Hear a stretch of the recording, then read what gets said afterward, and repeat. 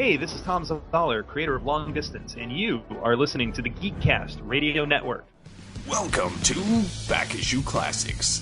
Here inside the pull bag, TFG1 Mike brings in a variety of hosts to cover many comics. We review stuff from DC, Marvel, IDW, Image, Zenescope, and more. So open your ears to hear our discussions on comics you might not have known about. It's all here inside the pull bag with Back Issue Classics. Hello and welcome to the pull bag. This is another Back Issue Classics. This is episode 44 of Back Issue Classics. Of course, I am TFG1 Mike, and making his return here inside the pull bag is Jesse W. Jackson. Hello, sir. Hello. Hey, thank you for having me back. And I am it's always fun to hang at the pull bag. Yep. Today we're going to be dealing with a heroically super situation comedy by the title of Love and Capes, written by Thom Zahler. Written, drawn, colored, all that stuff by Thom Zahler. Absolutely. We're going to be covering volumes 1 and 2 in this episode. There are 4 total volumes. Volumes 1 and 2 deal with dating life, dating a superhero, dating a normal person, and then obviously engagement and married and everything else. So I feel like we should be playing that old song, First Comes Love, Then Comes Marriage. Yes. Or at least the Newlywed Game theme song, right? Yes. Yeah, I'll have to see if I can dig that up. or I could just grab Billy Rosewood from Beverly Hills Cop 2 when he hums the dating game theme song. And but you could also do the Do You Want to Know a Secret from the Beatles, because that's the first trade, and Going to the Chapel is the second trade, so we can do those. Yeah, exactly.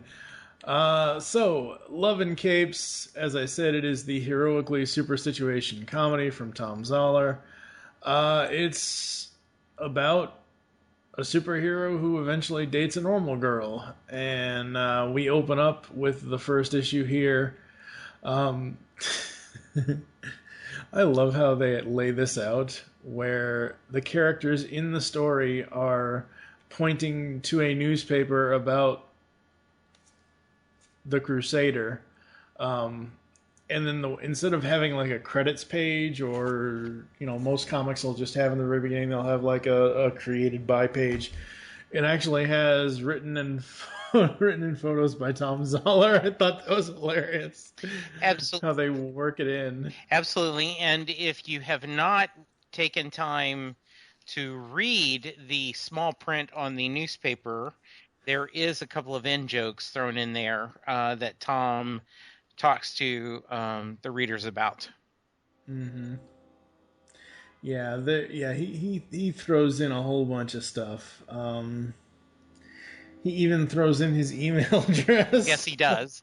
And I'm like, dude, that's a little on the nose. I don't dislike it, but I'm just thinking, oh my God, that's a little on the nose, don't you think? Well, and the whole point is, it's kind of, it reminds me of the credits on Monty Python and the Holy Grail, where they keep kind of going on, and there is several times when he's like, are you still reading this? What's going on?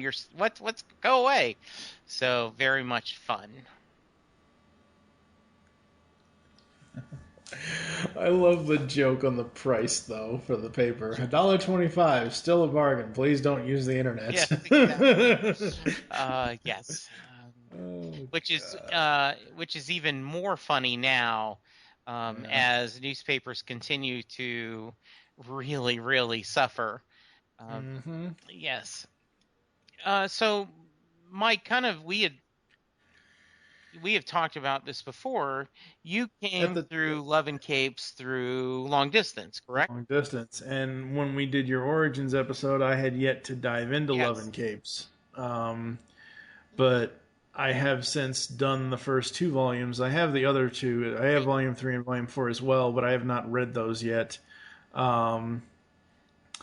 And when I interviewed Thom, he said, "Oh, it's set up to be a joke every 4 panels or every, Yes. whatever he says." And I'm like, "Oh, okay, that's cool, that's cool." And it just, I don't know. He needs to do more stuff. He needs to do more of his own stuff.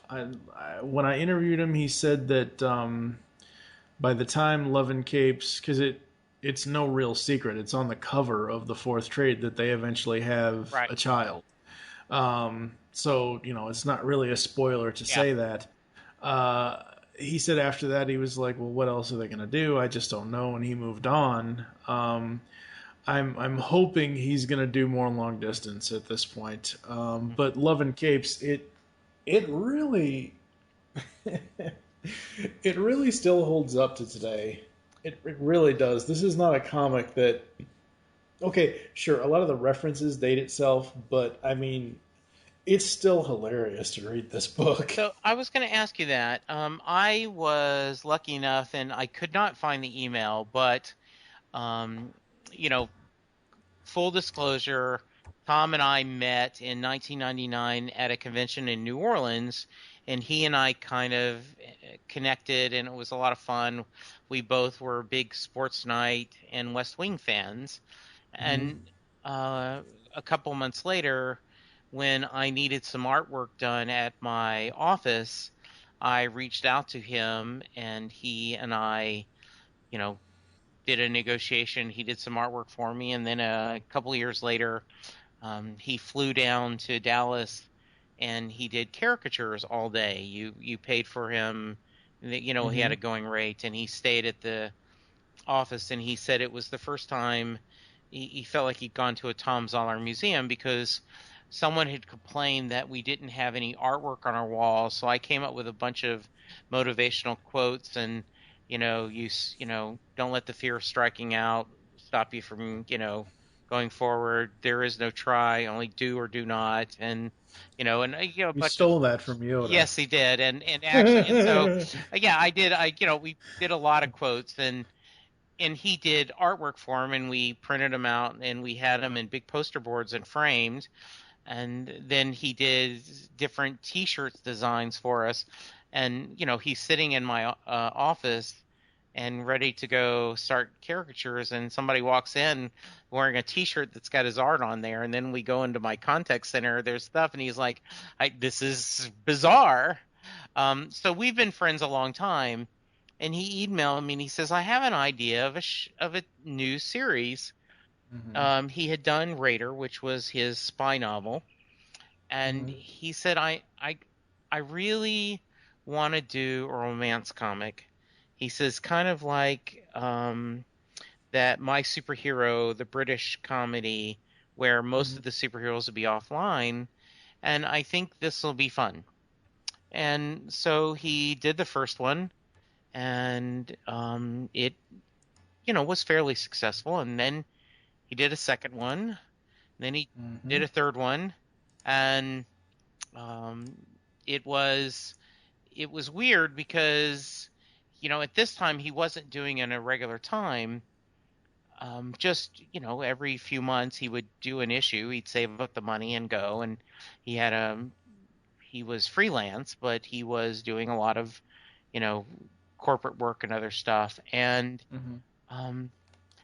I remember he started selling issues in Dallas, and a year later he came back, and all of a sudden people were coming up to his booth going, you were here last year. I really liked Love and Capes.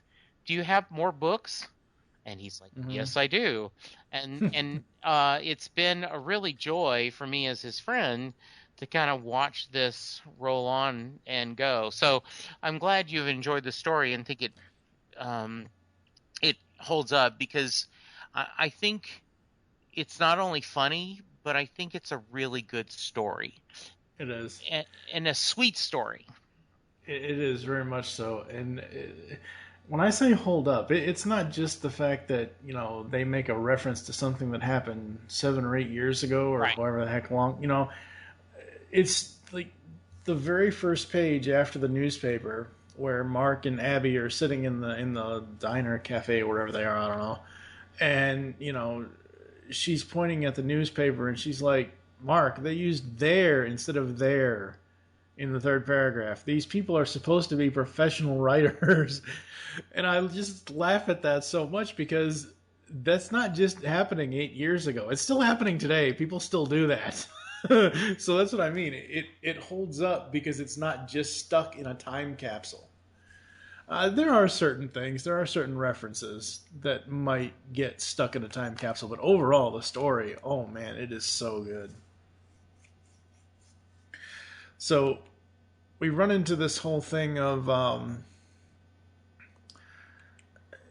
she's paying attention to Mark, but she's not really paying attention to Mark. She's more concerned with the newspaper, and he's like, I spilled some syrup on my slacks. Yes. I'm going to go to the restroom and clean up.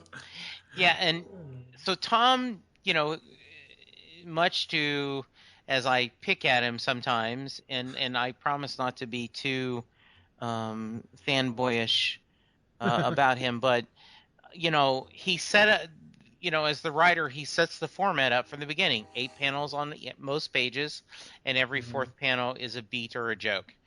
And it starts out from very early, and it's a clever joke, where he says, most people aren't as, attentive as you are, as, he goes, saves, and comes back, and she doesn't notice at all, right? It's just really, really fun. Yeah, absolutely. And even the, I would assume this is their first date. It's somewhere, I guess. Maybe they've been dating a while, a month maybe or so. They've dated enough that at this point, and this is really important to the series, is Mark, who is the Crusader, says, I want to tell her I love her. But if I tell her I love her, I need to go all in. And if I'm going to say that, then I've got to tell her who I really am. Because, and I think that goes against most superhero tropes, but that's one of the reasons why I think this book works, is you don't get the afterwards, well, how could you have kept this a secret from me? After they have a little bit of discussion on that, but they talked about, we had just started, seeing each other. Right. And we're at the point now where he wants to tell her that he loves her, but he sticks, 4 other words in the middle of the I love and you. Yeah. And she did notice it because she is thinking about it. So he goes off, flies off to Chronopolis. And we meet Darkblade, or Paul.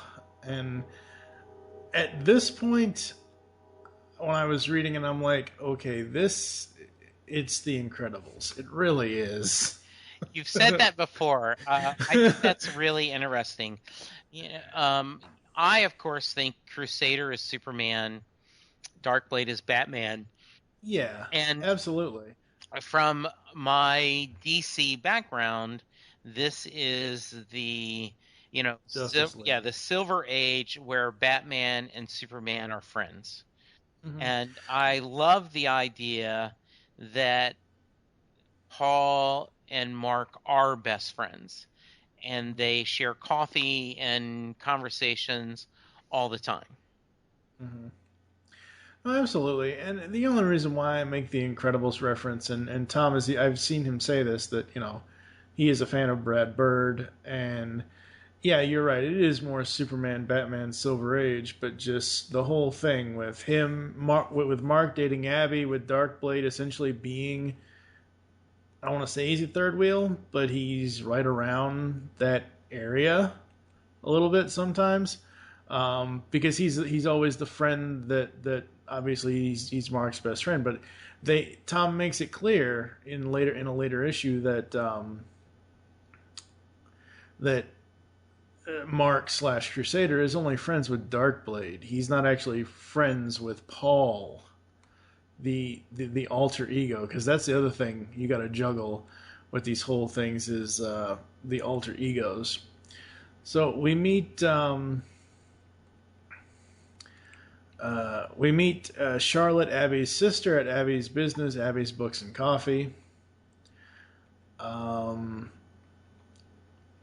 I love the way he did the art. Some of the backgrounds that he's done in here are just great. Yeah, I totally agree. And one of the things that is very seamless, but once you start pulling back the curtains, Thom really does a lot of basic storytelling. You know, within the first page or two, you know your character's name. You know that Abby owns a bookstore. You know, by page 3, you know that she has a sister. You know that Mark is an accountant. He sets this up seamlessly as you're talking, and I think that's really good storytelling. It is, and we pretty much end up getting to the whole secret thing right away. Yeah, I don't think, and this is my opinion, not fact, is, you know, the will they or won't they was not something that was a story Thom didn't feel like telling, and I really applaud the fact that they are a couple, and the idea is the relationship gives you enough, you know, story ideas and enough comedy that, you know, you don't have to have that whole drama of them breaking up or being worried about breaking up. You know, there's enough in the relationship. Right. And the whole point of it is figuring out what the relationship is. You know what I mean? That's the whole point of the series, or at least of this first trade, is that they're, you know, they started dating.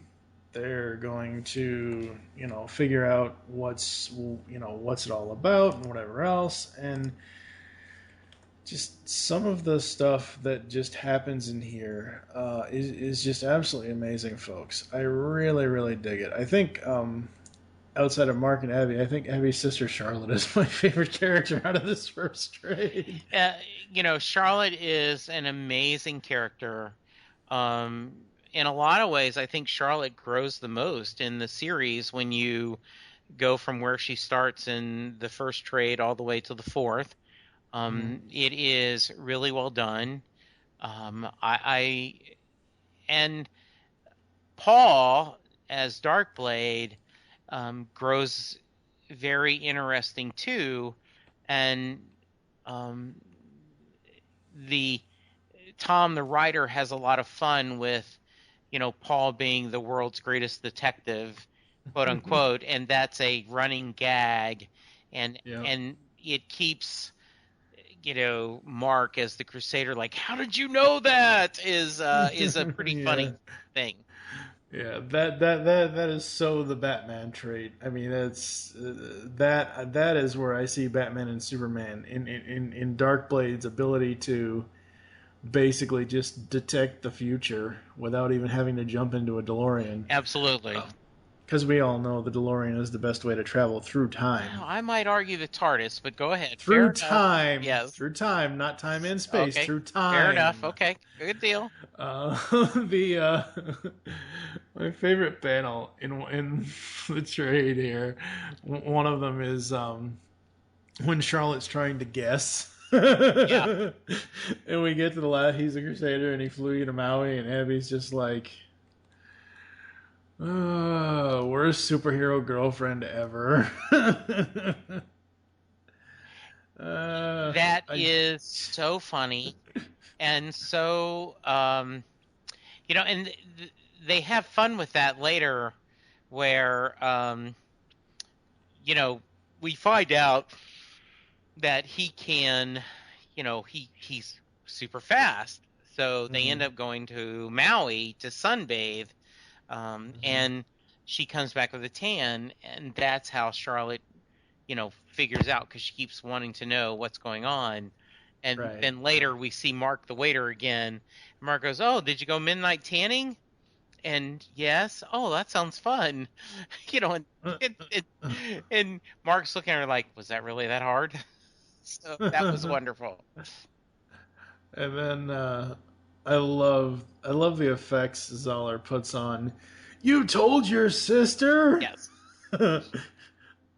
Like the super yelling is just absolutely awesome. It was so funny. Absolutely. Yeah. I did want Go to ahead. share that if you're in the trade paperback, if you go to page 18,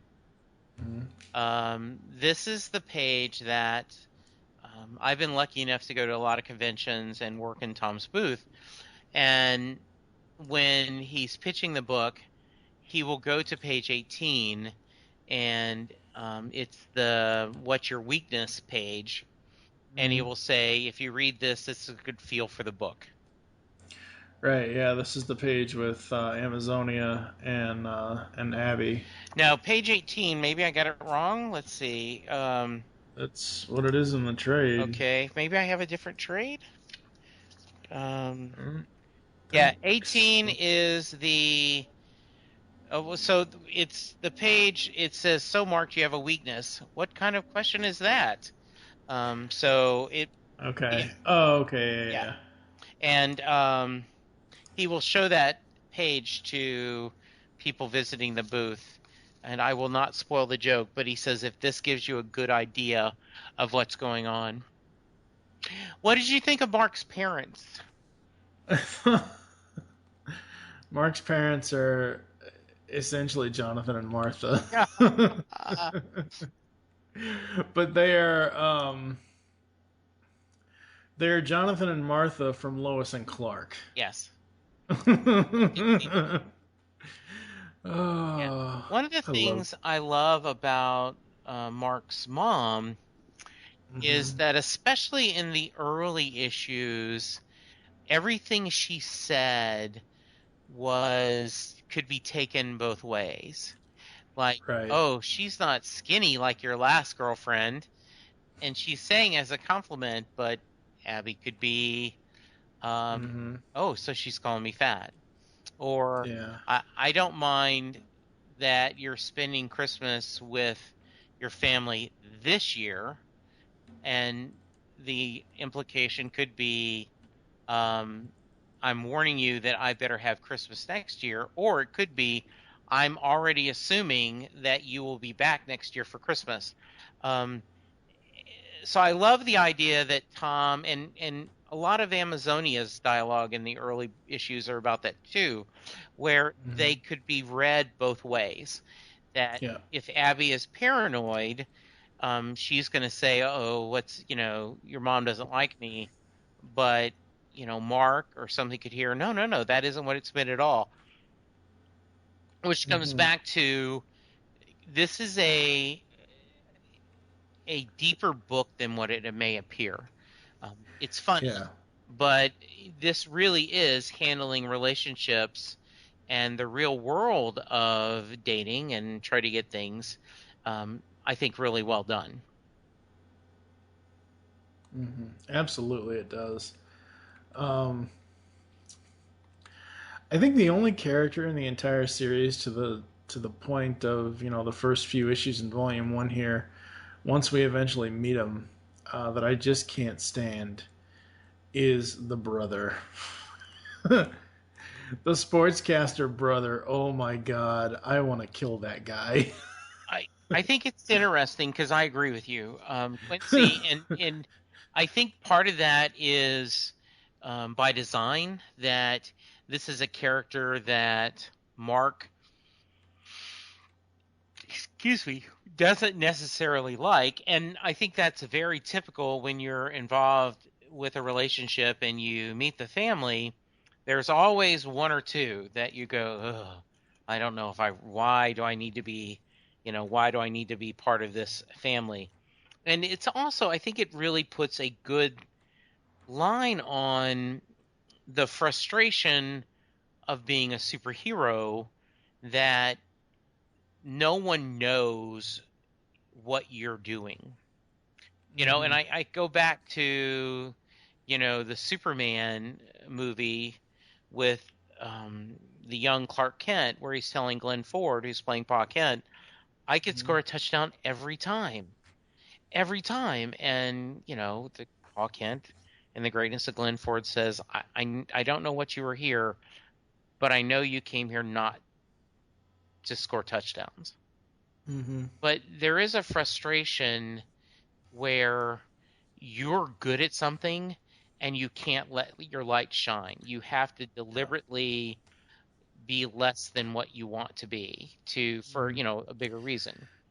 It goes back to when Superman finally is able to break out of his shell at the end of Justice League Unlimited in Destroyer, where he says to Darkseid, "What we have here, I live in a world where if I touch something, it could break, and what we have here is a rare opportunity for me to show you just how powerful I actually am. Yes, let's go." And it's like one of those things. What I love when Thom writes this is when we get to this scene where he's at the coffee shop, or he's at the bookstore in the coffee shop, yeah. talking to the kids, and one of them asks him, "Mr. Crusader, did you read comic books when you were a kid?" "Absolutely, I love comics. So why don't you have your own comic book like Darkblade?" Darkblade has his own comic book. Yes. I love that. Yes. And it slowly becomes, with their friendship, with Darkblade and the Crusaders' friendship, it's like, how come you get all these breaks and I don't? Well, it's simple. Bruce Wayne's rich and you're not.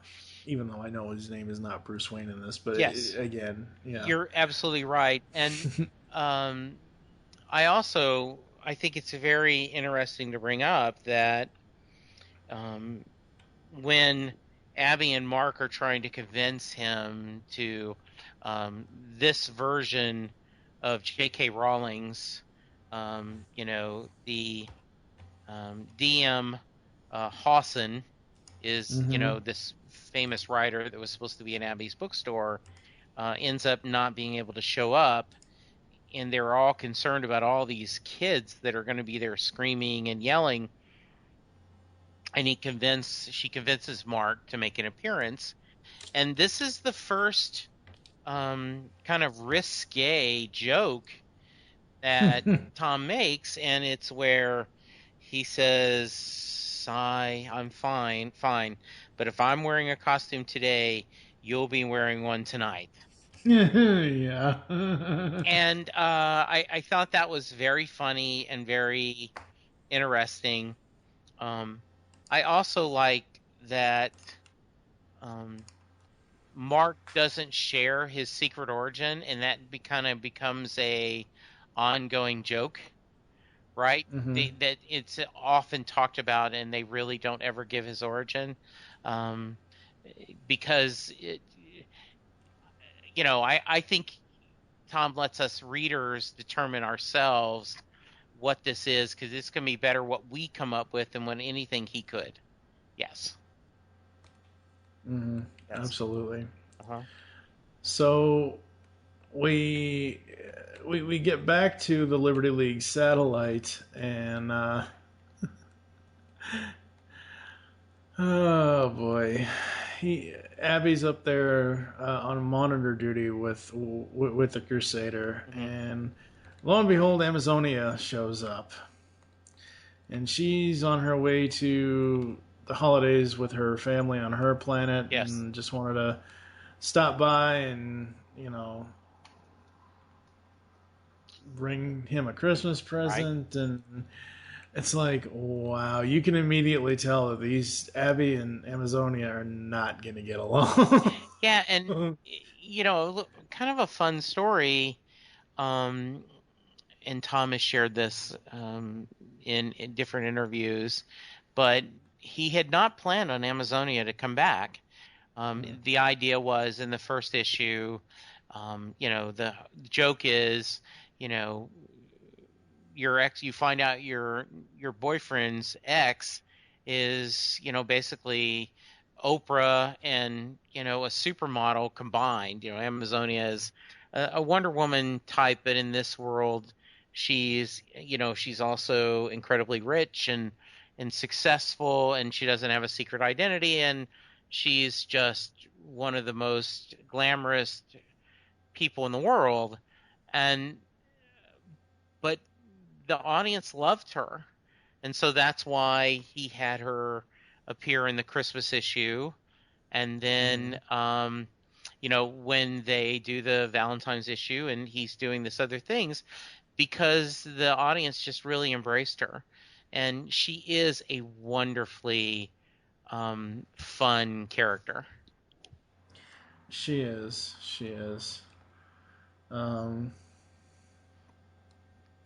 And one of the things I like about this is because, and to a certain degree, Kurt Busiek in Astro City does this as well. You do a stereotype or an archetype, and you bake the story, and that way you don't have to spend a lot of time. Okay, I get it.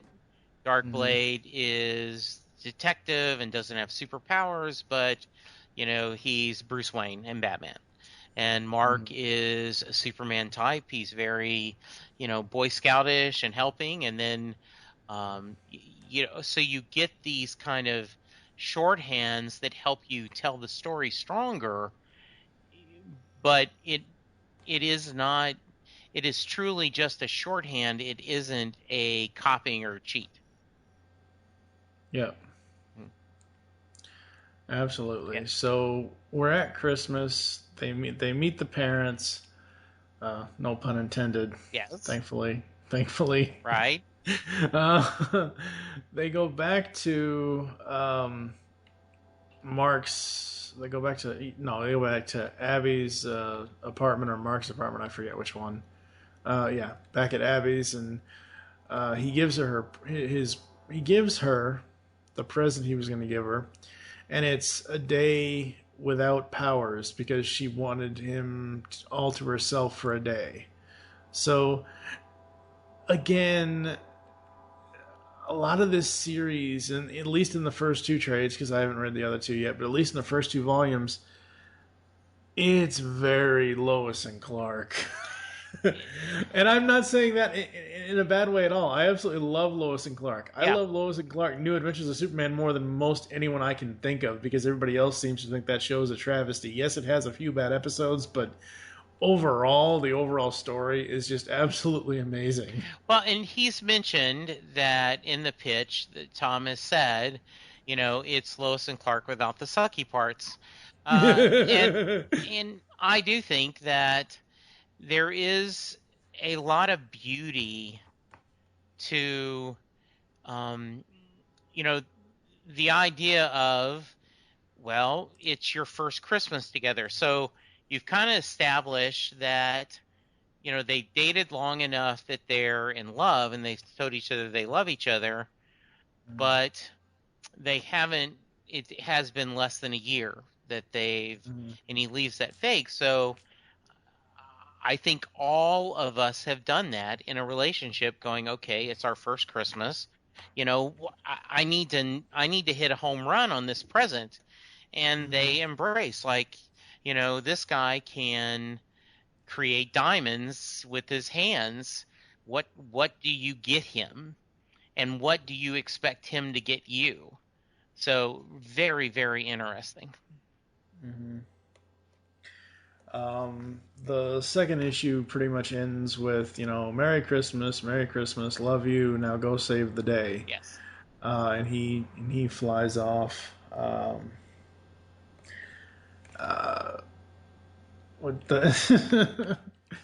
This is why I love Charlotte. Yes.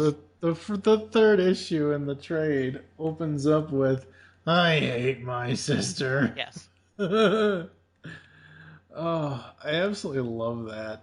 Because at first she's basically talking to a teddy bear. And later on in the series, we find out that she and Paul eventually start... Well, they set them up on a date, but that doesn't exactly work because Mark isn't friends with Paul, the billionaire. He's friends with Darkblade, I am vengeance, I am the night, Yeah. I am Darkblade. You know what I mean? So what I love about that is Charlotte and Darkblade are essentially best friends after their little date there, and it's just so cool. Yeah, it is, and I think one of the things that I did like about this is without going through a cliche, they kept them going from they're not a relationship, but it wasn't like sad. It was just they could talk about each other and how, a happy couple at times can be very irritating, and we've all been there. So I think it sets up, and no spoilers, but that friendship continues throughout the series in such a nice way. Yeah, it is really, really cool. I do like that they do the whole trope of, one of the characters that's a friend of the superhero ends up, in this case, it's Abby's sister, Charlotte. Charlotte's dating a supervillain. Yes. I thought that was hilarious because normally it's usually the main female character that ends up somehow doing that. Right. But Thom really does an excellent job with taking all those superheroic tropes and basically turning them on their ass. Yes. For the most part. I agree. And again, his art is just absolutely fantastic. Now, he will tell you that he does not feel that his art, and he hates looking at his old art, he really feels like that issue 12 is when he started getting a little better at this. He did a lot of work. He did some studying, read up on a lot of drawing real lives and doing some work on this to get the feeling of this. He has often said at conventions that he'll never get a tattoo because, one, he would have to do something he designs himself. He would not put anyone else's art on his body, and he knew that in 3 months he'd be unhappy with the artwork because he always is unhappy with his artwork and after the fact. So I think that was pretty cool. Yeah.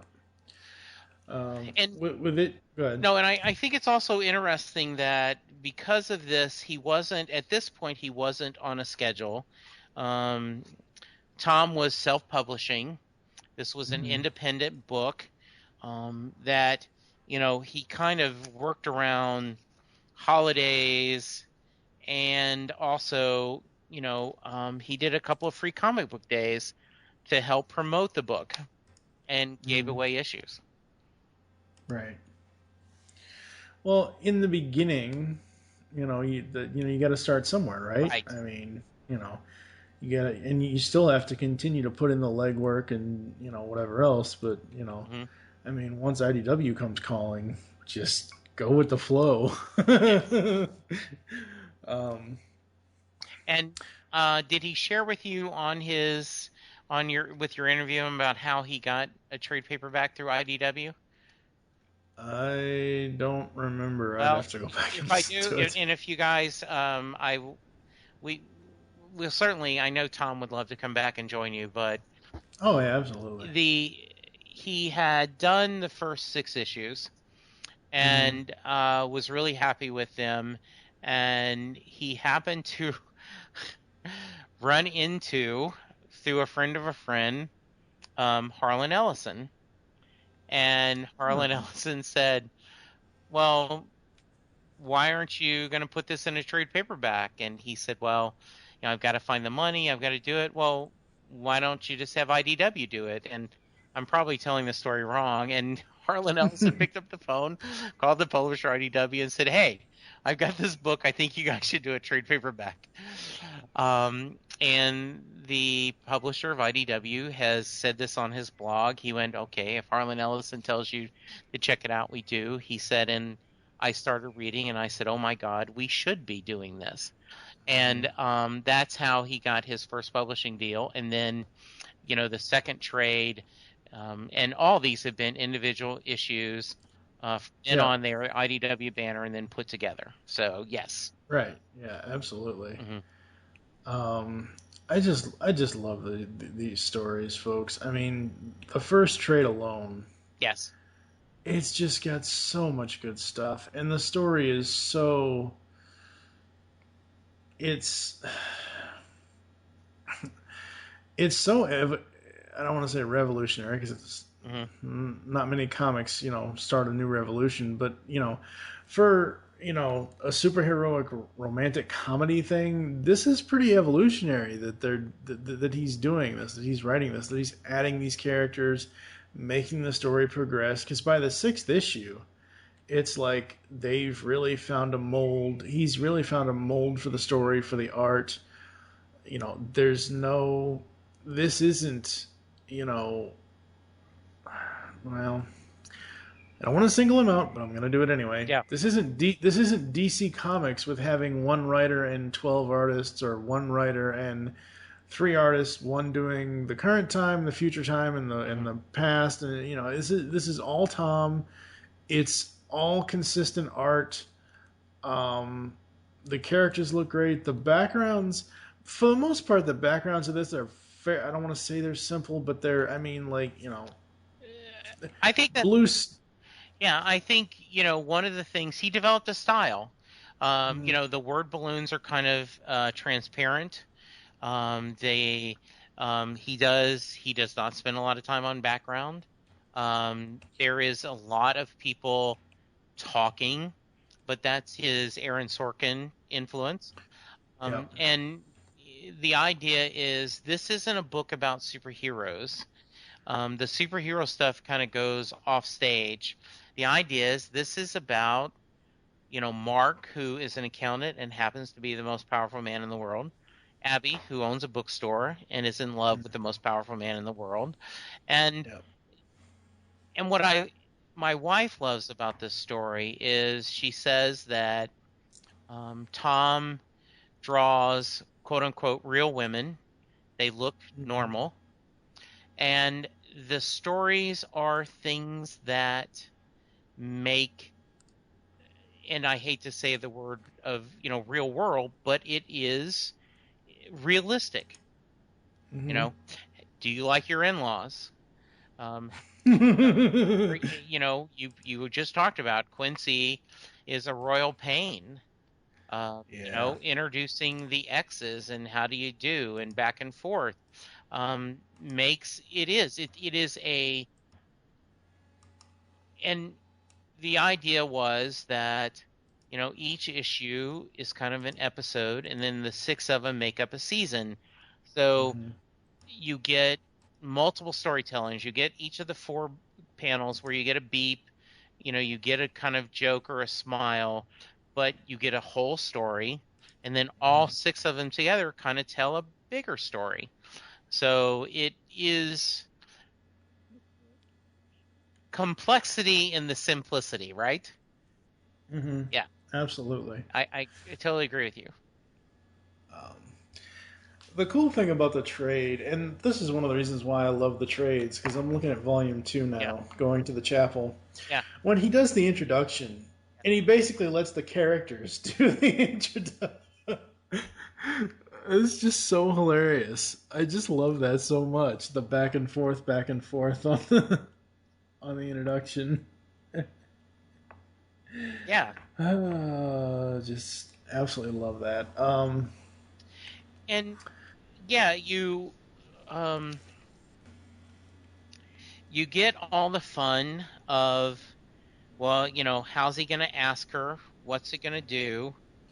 Yeah. Then, okay, planning a wedding, and how do you make that happen? And there is, and then one of the things, kind of jumping ahead, that a lot of good artists and good writers are bad businessmen. And there's a lot of good businessmen who are not very good writers or artists. And Thom somehow finds a way to do both. And I remember him reaching out and saying, hey, to me and other friends, I'm thinking about inviting people to the wedding.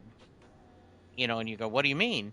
Well, if you want, you can go and pay, and I will draw you. I got to draw the crowd scene anyway, so I will put you in. So, like, there is a scene, in the wedding, and he did 2 different covers, but there's Linda and I.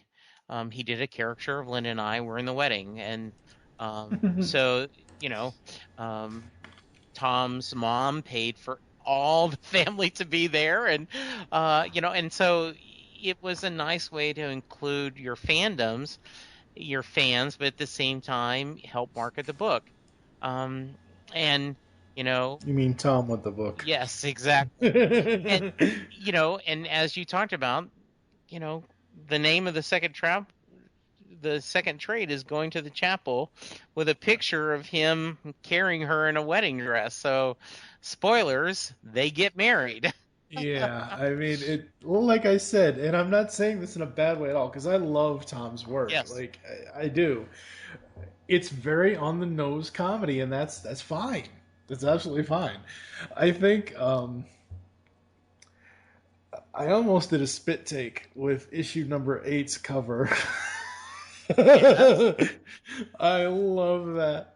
When I first read that, it was a good thing I wasn't drinking anything, because it's Darkblade and Thom on issue number 8, Arachnerd on number 4, Amazonia on number 6, even Steelworker was on number 7. I'm the lead character's best friend. Where's my cover, cartoonist boy? Yes. Fine, well, you've got the cover. I absolutely love that, because by the time issue 7 ends, they're flying off. They've gotten most of the wedding stuff handled. Mm-hmm. He's done the proposal, because part of issue 7 was he wanted to do the proposal the right way, and all of issue 7 is him and Charlotte, Mark and Charlotte. Charlotte's like, Abby's not gonna like a Christmas Day proposal. Just don't even try. Right. But when I saw the cover to issue 8, I'm like, oh my god, that is just priceless. Because essentially he gets to draw himself into his own book. Now, people, again, might think that's too on the nose or whatever else, but it's still kind of funny because it's bringing his world into his creation's world. I mean, it's kind of like, the Tiny Toon Adventures characters getting kicked out of the Acme Acres by Montana Max. It's the same thing, where they interact, where Buster and Babs interact with the cartoonist that's drawing, that's looking at the stuff. So, just absolutely great. Really, really love it. And then the whole thing of dealing, folks, this isn't just a wedding. This is a super wedding. You have to do a hell of a lot more than just the regular stressful wedding stuff. Right. Because you can't, with Abby's family, you can't tell them. You still have to keep up the secret identity thing. Yeah, and, there is a whole discussion about, he wants Paul, also known as Darkblade, to be his best man, because he is his best man. But, Paul talks about it. I can be there because, the paparazzi have seen me dating Charlotte in the past. So that makes sense. But how do you explain that, Mark, the accountant, is friends with, Paul LaCroix, international, playboy, right? You can't. Nope. Yeah, so... I mean, if I really want to get analytical here, I guess you could say he's his accountant. Yes. But I mean, that really wouldn't work, and that wouldn't have been good for the story. Right. The way that Thom comes up with it and the way that he explains it really, really works. And yes, Go ahead. no, and it's a funny because you create your own in the story. You come up with, you serve the story. It's like, okay, because I can't do that, that gives me something else to do, and he uses that to give, one of your least favorite characters a chance to shine, right, Mike? Yeah. But that's funny, and it is very well done. Because Quincy does eventually come around. Yes. I mean, he's not always a douche. No. And I have been, by the way, we both tweeted out that we were going to talk about this and asked for feedback, and we got a lot of people reaching out to us and saying, hey, is there going to be more Love and Capes? Are we going to, See, I don't know if he's gonna go back to it because, like I already said earlier, he told me in the interview that they're married, they have a kid. What's the next story gonna be? Having another kid? Yeah, and I mean that's. And I mean, don't get me wrong. I would love to see him do like maybe a weekly strip or something. Like the further. Think of it as Emmett and Clara and Jules and Vern. Like the further adventures of the. What's Mark's last name? Crap. Spencer. The further adventures of the Spencer family or something like he could do something like that on his website where he just puts out like a panel or two. But as far as a whole other series, I don't know where, and I haven't even read Volume 3 and Volume 4 yet. I want to eventually so we can cover it, but, I just don't know where it could go from there. I'm not trying to be negative about it at all. I don't think you are, and I think he, I've heard him answer the question enough, and it is interesting to see at a convention. Right now, he is getting a lot of information and a lot of traffic to his booth because of his pony work, My Little Pony work. And he loves doing that, but most of the conventions do say people come up to him and go, do you have new Love and Capes? And and he sits there and he says, I would love to do that, but I don't know. He doesn't want to write just for the sake of writing it because people want it. Right. And I respect that. Yeah. I wish people would take notice of, and I don't necessarily know if it'll be you and I that do it. It might be somebody else and myself that do it, but I wish people would take more notice of long distance. Yes. Long distance is amazing. Yeah. It's essentially, if you've ever been in a long-term relationship or a long-distance relationship, I should say, and you're both geeks about things, I mean, for crap's sake, Carter is an artist, Lee is a rocket scientist. Yeah. I mean, it's essentially... Penny is not an artist by any means. It's essentially a role reversal of Leonard and Penny from The Big Bang Theory. It is, and he's gotten a lot of good press from the work on long distance, and you especially have been very vocal about how much you like it, and I thought your interview with him was amazing to cover it, but I do know that he's got a couple other ideas. So do I, and we're not going to reveal those. Right, obviously. Exactly. So I know he wants it. I have been on him, and going back to my DC fanboy days, where they used to do the 80-page giants, and you had all the stories. I said, what I think you should do is do 2 or 3 page stories of some of the backing characters. Like Quincy having a story, or the housekeeper, Darkblade's housekeeper. I don't know how well that would work, but okay. Yeah, the guy who works at Abby's bookstore. Some of the other characters would be an interesting, kind of give the supporting characters their day in the sun. So I don't know. He's, we're going to see what he says and what happens, and we'll go from there, right? Yeah, absolutely.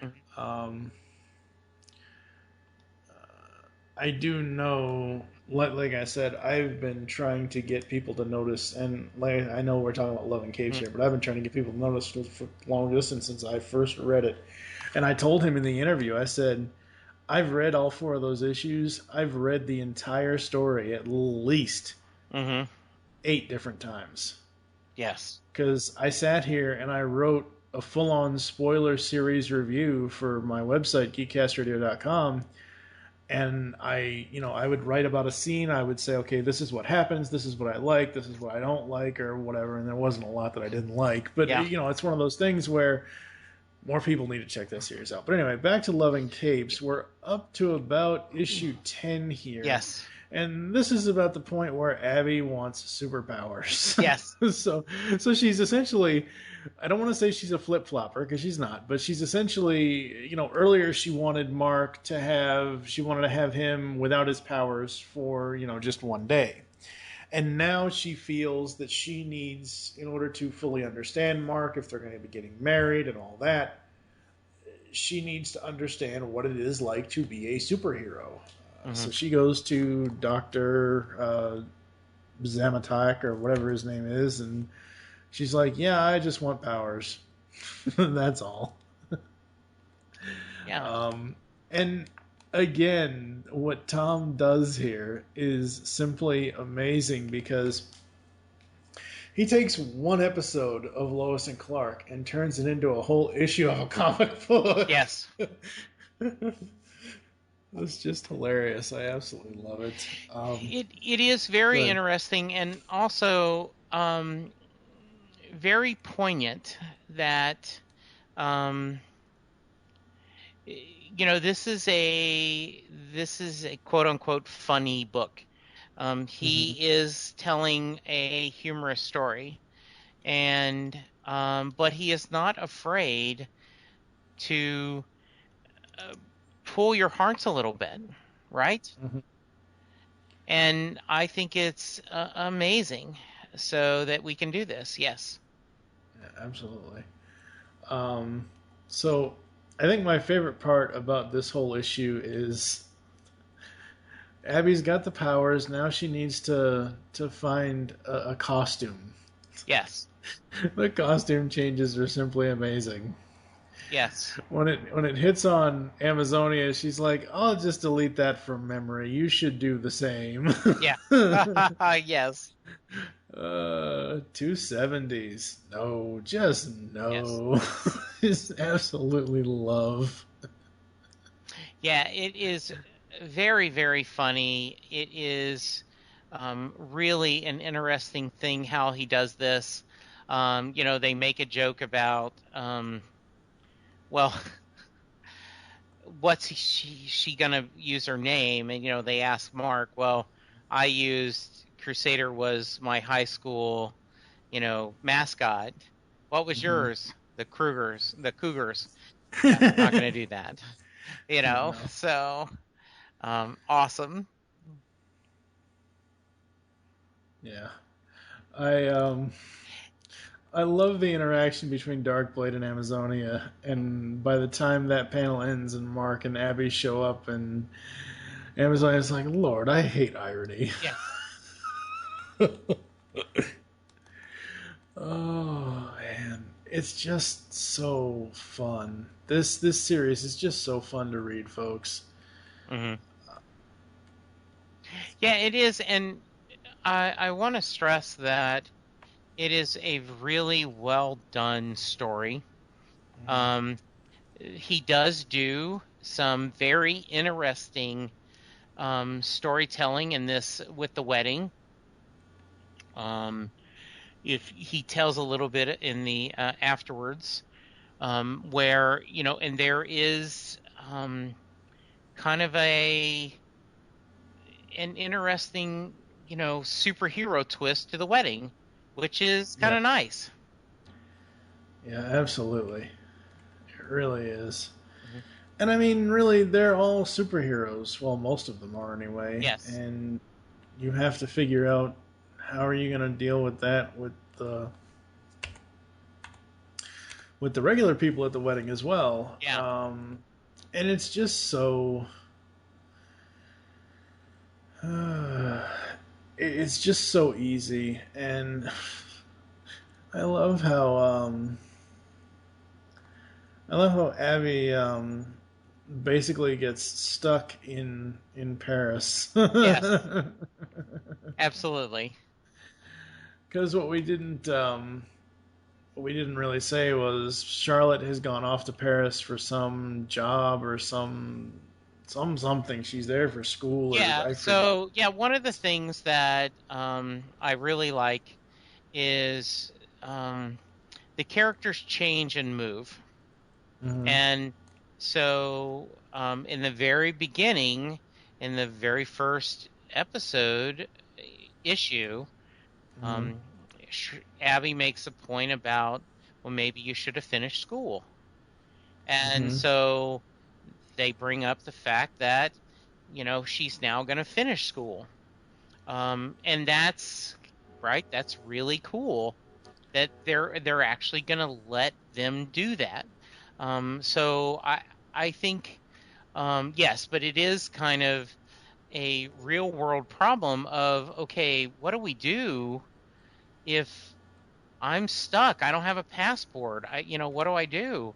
And all of a sudden you get, and this is, I think, where Mark's, mother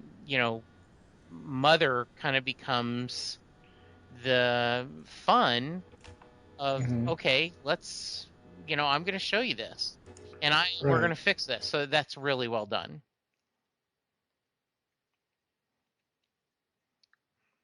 Yeah, it is. It's very well done. As the second trade progresses, they come a bit closer to the wedding, but they also have to, during in issue was it 11? Yeah. In issue 11, where Abby has her powers, during one scene in this, she actually could not save the bridge. Right. And, we see how that affects her. We see Mark being supportive because he's been there before, but he points out to her that you can't always save everybody. And once again, we go back to where the Crusader makes the appearance at the bookstore, and the young person asks, I can't remember now if it's the mom or dad, but is really sick. Can you help them? And Mark can't, and he tells Abby that's one of the reasons why he didn't want to make this appearance, because as much as he can do and as much as he can help, you can't save everyone. And Mark Waid has been very open about, when he writes Superman, that's the catch. That, Superman is the most powerful man in the world, and he couldn't save his parents. He couldn't save his home planet. And that guilt lives with him forever. I also think that, Superman understands he can't, in the world of DC, you can't save everyone, no matter how hard you try. And I do think that it's just Mark feels that pain. Mark feels that and is going, gosh, what can I do? So I think it's, just wonderful how Thom shows this and does it. Absolutely. It's just so good, folks. Yes. And I know I'm skipping around to different story beats and everything else, but you kind of have to, because I don't want to full-on spoil this, because I really think everybody should be reading this book, this series. No, I applaud you, Mike. I totally agree. There's a lot of great jokes to do. I also. Oh no, we were not going to spoil all of the jokes. There is a journey in this first two books. Thom also does a great afterwards where he talks about in both books kind of the stories. He gives a little bit of reason what he's doing. He does describe how the kind of draws back the curtain and says, here's what I was trying to do, especially with the twist in the wedding scenes. So I think that's really cool and definitely worth, having that to do. Absolutely. Which wedding cover are you in? Are you in the one with him in the Crusader costume or the tux? It's been so long. I think I'm in the tuxed one. Okay. Let's look real quick. I may be, let's see, 1, 2, 3. Let's see. Yes, I am in the one in the Crusader outfit. We are 1, 2, 3, 4, fifth row back on the right side. We're on the bride's side. If you pull, we're number 7. Blue and orange? Yes. Okay. Yeah, that's what I figured. Yes.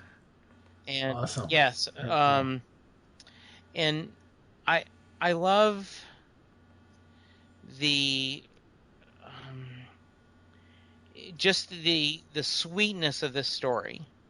And yes, my I'm in my little tie and glasses, and Linda's there, and it was very cool that you got to do it. And by the way, when he signed the trade paperback, Jesse, thanks for the toaster. Abby and Mark will love it.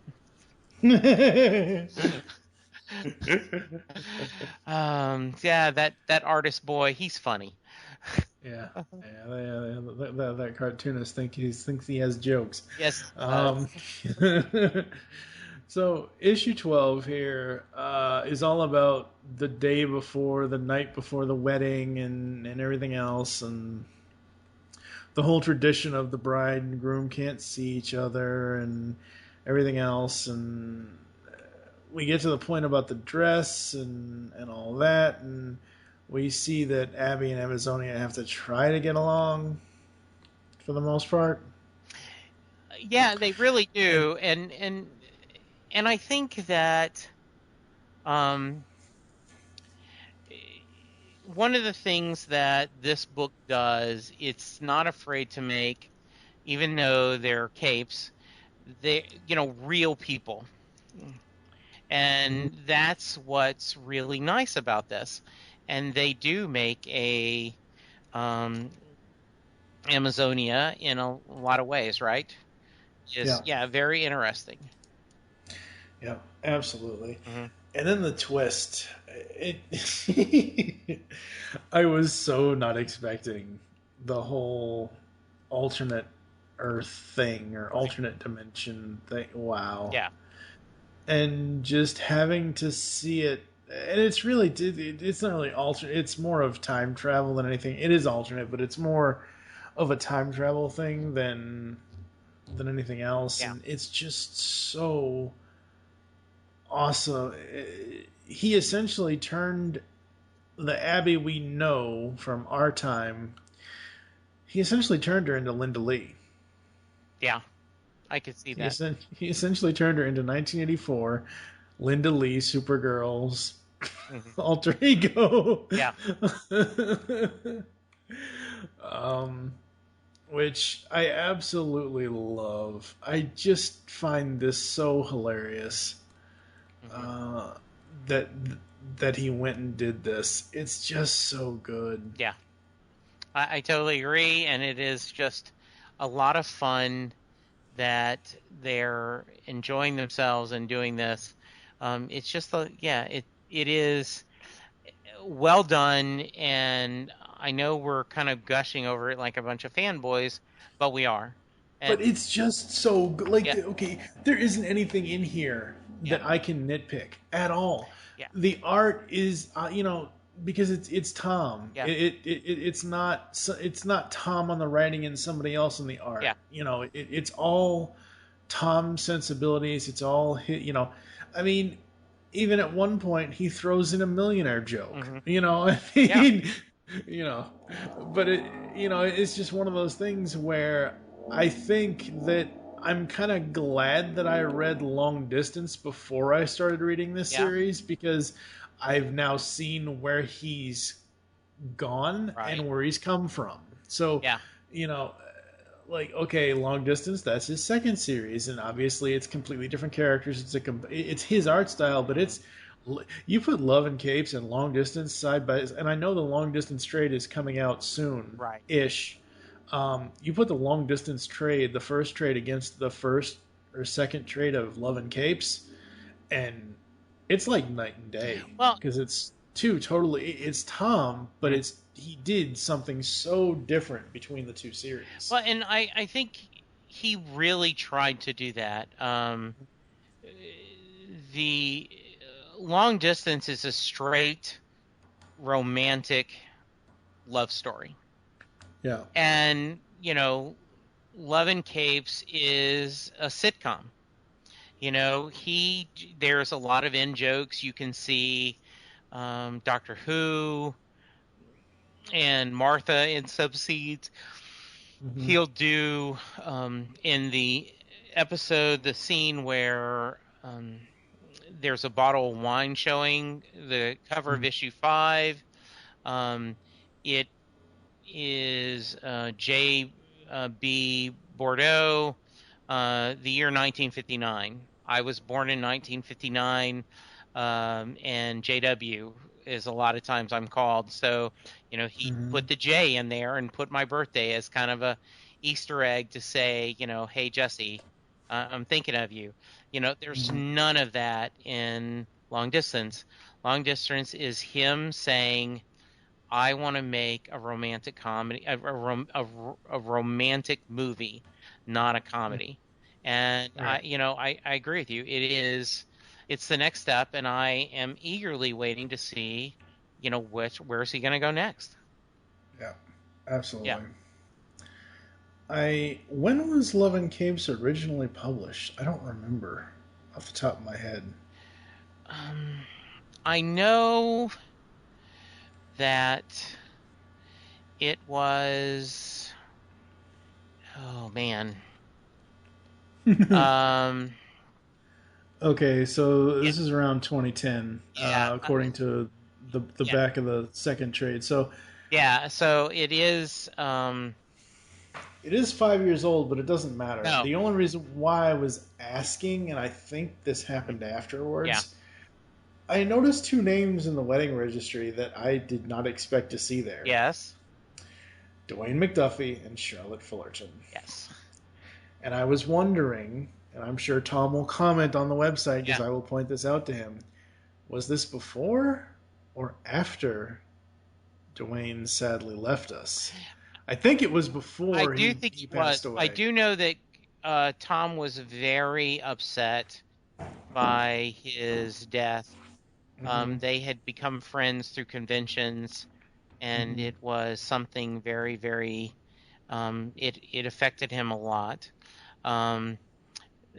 So I know that I've got emails from 2009 where he is sending me, pages of the wedding. So therefore, this is at least 2007, 2008 when it started. Gosh, it seems weird it's been that long. Yeah. Yes. It's crazy, but Love and Capes, folks, go pick it up. It's so good. It really is. If you're anything like what I am when I want to read a really cool, funny comic, especially if you like superheroes.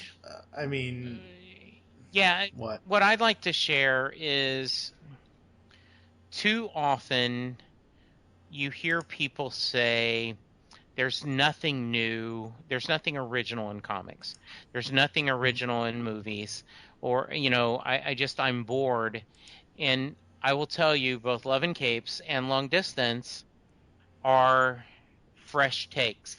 They are not totally different. They're using the structure of romantic, a romantic story, or a romantic sitcom, but it is fresh and unique, and it is absolutely amazing that you will be glad you read this. As in, you talked about it, Mike, in your original interview with him. You kind of picked up Love and Long Distance and went, "Oh my goodness, this is amazing." Mm-hmm. And so I say that to our dear listeners, that it really is something that you're going to go, "Wow, that is really cool." Yeah. Yeah.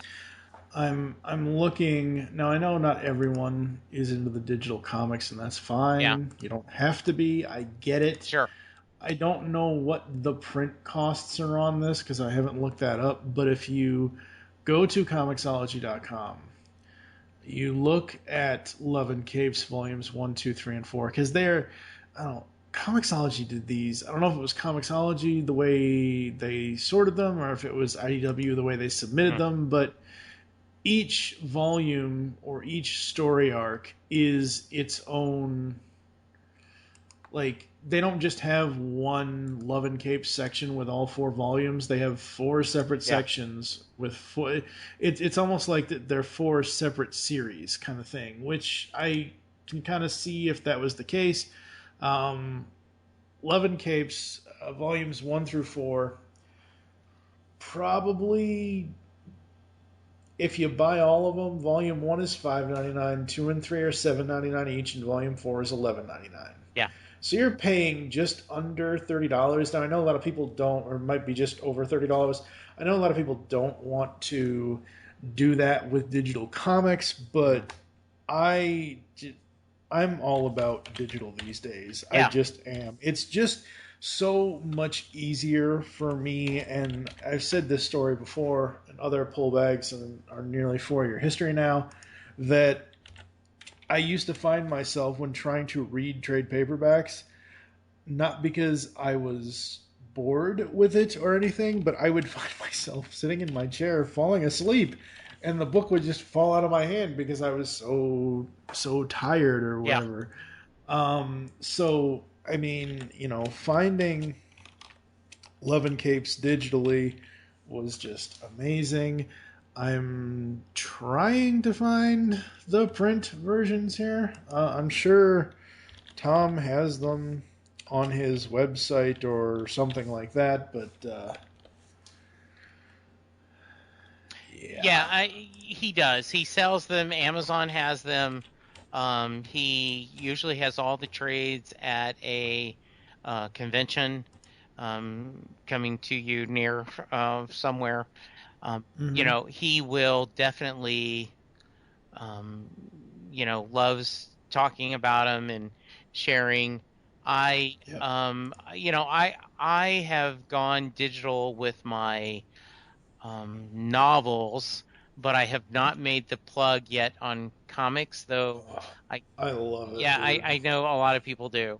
And I love it. Yes. It's just specifically, and I know there are a ton of other apps and everything else out there, but specifically Comixology.com, because they have what they call the guided view technology.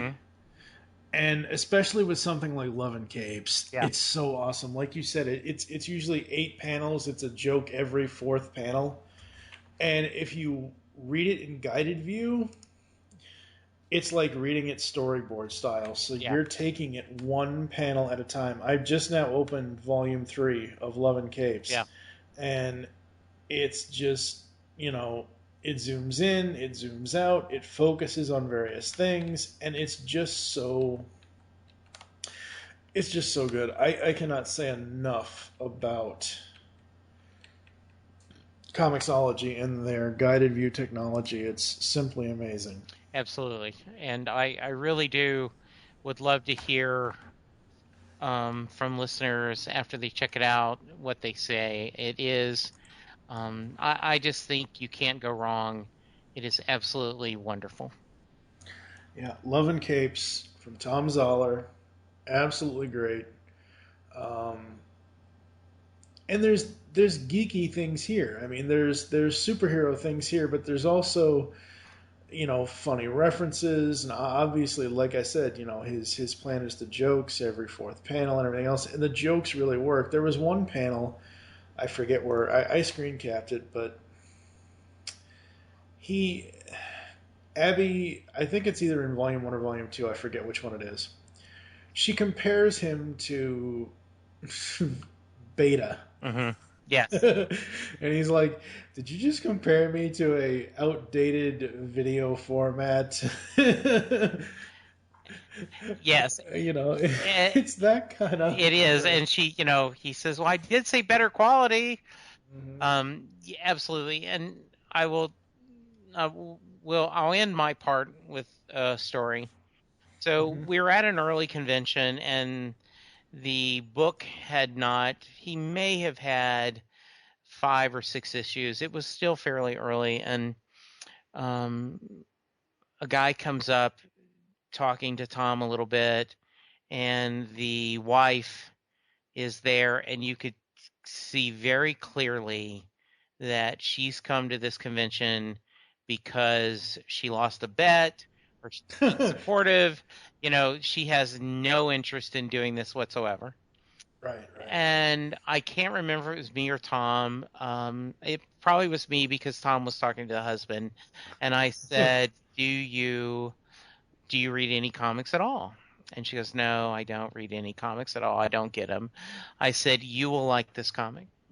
She goes, "Really?" I said, "In fact, I will tell you, by the first issue, are you guys coming back tomorrow?" And the husband said, "Yes, we are." I said, "Okay, I will give you your money back if you don't like the first issue." She goes, "Really?" I said, "Yeah, I really believe that strongly." So she buys the comic, and they go on their way. So the next day, the doors open, and she marches, and this is how I remember. Thom remembers it too. She's marching, just cutting through crowds straight to his booth and said, Beeline, yeah. "Yes, I love this. I need the next issue." Yeah. And the husband is mouthing "thank you" to Thom. And so I kind of say that too. I'm not offering to pay back everyone, but Love and Capes is a good book to give to your significant other who doesn't get comics, be it the male part of the relationship or the female part of the relationship. It doesn't matter. Your significant other, if they do not like comics, Love and Capes is something you can give to them and say, just read the first issue. If by 3 or 4 pages, if you're not captivated, fine. And I think they will be pleasantly surprised. Wouldn't you agree? Oh, absolutely. Yeah. Absolutely. And like I said before, I mean, there's so, like, between Lois and Clark, The Incredibles, there's so many different, like, referential things I can say about it, that it reminds me of this, it reminds me of that, that kind of thing. I won't saddle Quincy with reminding me of Incrediboy, but essentially that's what he kind of was at first. Yes. But Love and Capes, ladies and gentlemen, it is amazing. It really, really is. It's something you should at least try. Now that it's in trade paperback form, I wouldn't even say try the first issue. I would say go out, get the first trade. If by the end of the first trade you're not hooked, well, then you just have no sense of humor. But you know what I mean? And you just said they've got the trade, the first one, in a really competitive price, right? $5.99 on Yeah. Comixology.com. Yeah, it is. For $6, you get 6 issues. Yeah. That's essentially $1 an issue. Right. The other ones, volumes 2 and 3, are $7.99 each, and volume 4 is $11.99. Right. I don't know, because I don't know how Comixology does their pricing or Yeah. whatever. I'm not sure how that, whatever. But for $6, folks, Yeah. it's worth that price alone, if not more. Absolutely. I mean, it really, really is. And I don't want to sit here and say I wish he would go back to it, because I know that, as we've already said, he kind of doesn't want. I don't want to say he necessarily doesn't want to, but he doesn't want to just go back to it for the sake of going, like you said earlier. For me at this point with Thom, and I know I'm beating a dead horse here, folks, I need more long distance. Yeah. That was not enough. 4 issues was not enough, Thom. I'm sorry. I loved all 4 issues, but it wasn't enough. Yeah, and I also think that, you and I are going to be there wherever he wants to go the next one. Whatever his absolutely. next, story he wants to tell, we're going to be there. And I think he'll give you, it'll be well written, it'll be fun, and, it's going to be a great ride. Absolutely. All right, so I think that's going to do it for us here inside the Pull Bag. We are going to be getting to Teenage Mutant Ninja Turtles the next couple of weeks. Yay! Joe Reed and I are going to do a giant-size episode where we talk about TMNT 47 to 49, which is the end run of the Stockman Swarm arc. And then the week after that, we're going to be tackling the double-sized TMNT 50. So that's what's going on there. Where can the people interact with you online, sir? I am at Jesse Jackson DFW. If you follow me, every once in a while, you'll get to see someone include me in some kind of political debate. And I get to reply to them, no, I'm the Jesse Jackson that's obsessed with Bruce Springsteen and Doctor Who. And I can be found on Storm in the Castle, my podcast that I co-host about Castle. Speaking of, Thom Zahler was a guest this summer, and we talked about the last season of Castle. Next Stop Everywhere, a Doctor Who podcast, and my newest podcast is Set Lusting Bruce, a podcast all about Bruce Springsteen and his fans and his music. Absolutely. You can find me on Twitter at TFG1Mike. You can follow at GeekCast Radio on Twitter. You can follow The Pullbag on Twitter at The Pullbag. Head on over to geekcastradio.com. We are in the middle of some site changes, some layout changes, some design changes. We're going through that. Coming up in June of 2016 will be our 7-year anniversary. Oh my God. Wow. Thankfully, no one's broken a mirror yet. So, make your great escape into comics, and we will catch you next time.